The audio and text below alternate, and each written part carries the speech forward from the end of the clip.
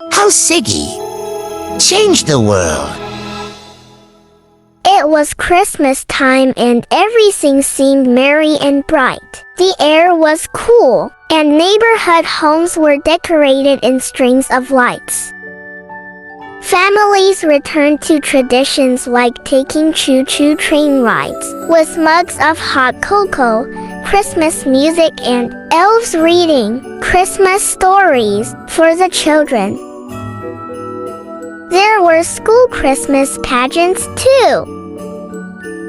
Celebrities were sighted while out and about. Even the Grinch was ready to rock and roll.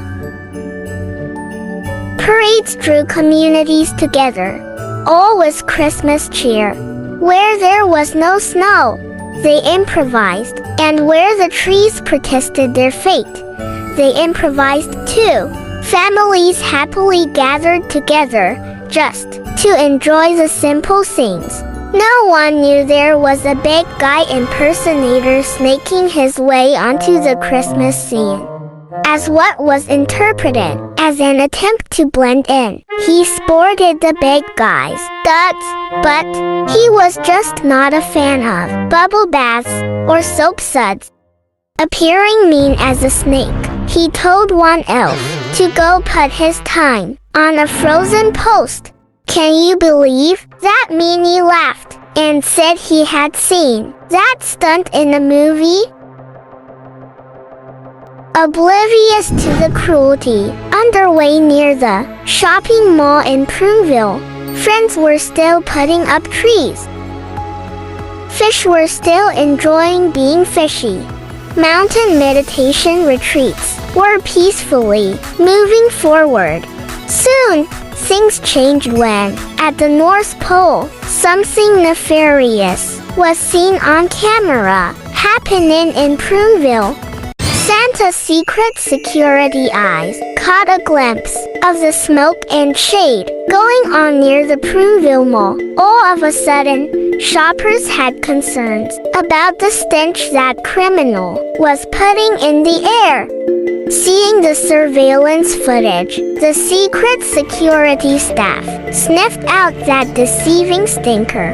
After careful consideration, the in-office stools contacted their secret Santa helpers. Citizens were given information on the offensive cloud of manipulation. The impersonator, now identified as Pylorus Sigmoid Colon, a recent escapee from the Outback Snake House, previously convicted of having a smell so bad, his canine companions were shook right out of their skin. Mr. Colon snuck out of the gastrointestinal halfway house for those obsessed with Saint Nicholas, named the Outback Snake House after. Time to go night-night.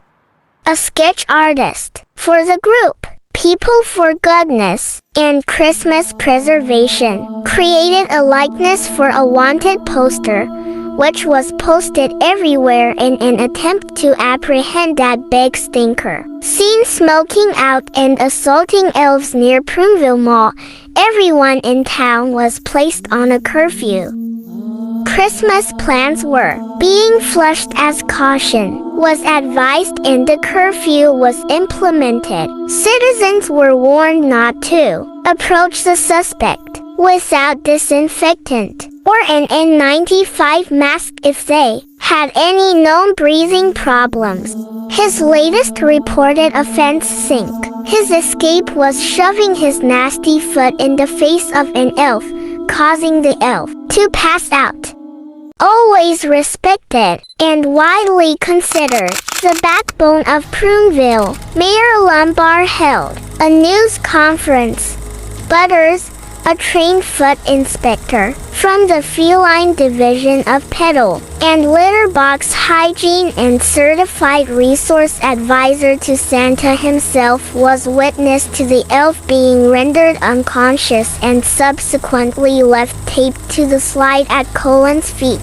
made a public statement regarding the atrocities, since locating the suspect and witnessing his cruelty to an elf, sworn to uphold Santa's agenda for peace for all and goodwill toward men. I am convinced we need a superhero to intervene here. This is no job for just anyone, Chief Butters stated, with Deputy Selma Gigantosaurus at his side. The elves' civil rights have been violated, Chief Butters went on to say. Deputy T. Gigantosaurus has placed a call to the round table in Gotham, and they will be sending out an expert in matters like these. Hold tight, Pruneville. Help is on the way. Unfortunately, this is all the information we have for you at this time, Deputy T. Gigantosaurus interjected.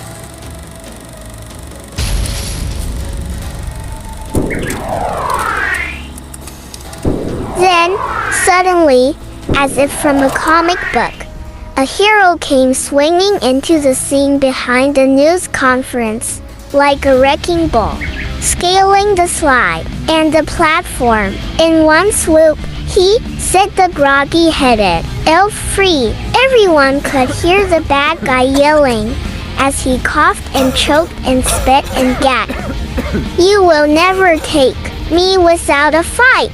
However, in reality, he could not fight. The problem was that he couldn't catch his breath long enough to fight. He kept the air so foul with all manner of fog, smoke, and flatulence. He had run out of fresh air. It is rumored he may be the single worst cause of the hole within the Earth's atmospheric ozone layer, but that was merely conjecture, of course. Speculation about his contributions to global warming notwithstanding. Once the evil master of stink lost his grip completely on the elf he had held helpless against the odor of his rotten feet, his disposition began to change. Once apprehended, our bad guy, P. Sigmoid : Siggy for short, went directly into the tub. The authorities allowed the elves to torture Siggy with cleanliness, since they were the most negatively affected by his criminal behavior. Siggy started to realize that the soap suds were not so bad. He also started to notice the elves were not against him at all. He was surprised they actually cared about his well-being. When asked why he did it all, he said, "At first, I was just so sad. I wanted a job as a Santa helper at the mall. I would have been so happy listening to what the kids wanted, making a list, checking it twice as is required, and sending the information to Santa workshop. They laughed at me," he said sadly, wiping away the tears or soap. Or maybe the soap was in his eyes. They said that I was too skinny. They pointed at me while ridiculing me and said no self-respecting elf would be my friend. They said that the kids would run from me because I looked ugly. After trying to show them that I could look great in my Santa suit, and them taunting me, calling me names and making me feel even sadder, I didn't want a bath or anything. I just didn't know how to go on, hoping to be accepted. Helping Santa and being friends with the elves was my passion. I couldn't get it out of my head. He went on. I couldn't sleep. All I could think about was how I couldn't do anything with all my practice I had put in, and all my dreams of having a real-life elf friend. So I guess I got angry and decided to make it happen. I am so sorry. Now it all made sense. Santa's secret security eyes were embarrassed by the opinions they had of Siggy. Mayor Lumbar and Deputy Selma Gigantosaurus sprang into action to verify Siggy's claims. They found Siggy's story was true. They then made a public apology for their speculation of the environmental impact his lack of hygiene may have caused and their lack of understanding. Knowing that Siggy still had to look forward to punishment for his behavior, but that others would not be held responsible for their contributions to them, they requested a remediation to get Siggy the help he needed. Mayor Lumbar agreed to their suggestions immediately. Deputy Selma Gigantosaurus eventually agreed, with reservations. Chief Butters contacted Santa for his opinion, and announced Santa was tentatively putting Siggy on the good boy list. All Siggy had to do is agree to never tape an elf to a slide again and to public service, which included keeping up with baths for him and his canine companions. Santa reminded him that he is always watching, so be good for goodness sake. After that, things went back to normal. Friends began decorating trees again, but included their new friends too.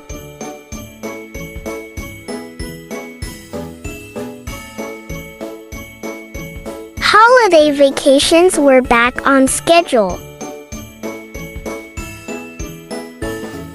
Kisses under the mistletoe lead to New Year's Eve plans.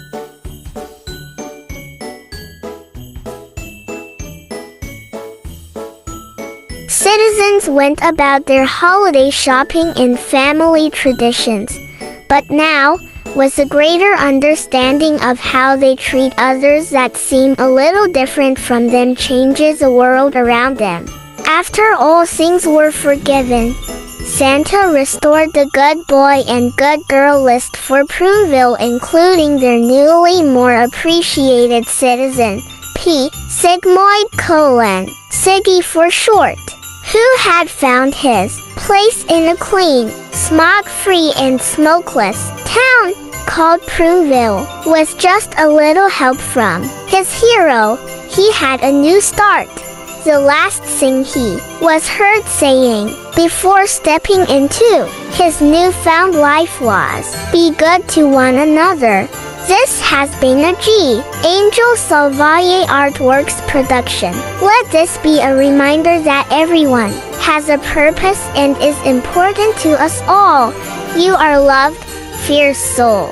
The story is over. Go on. Get out there and do good things.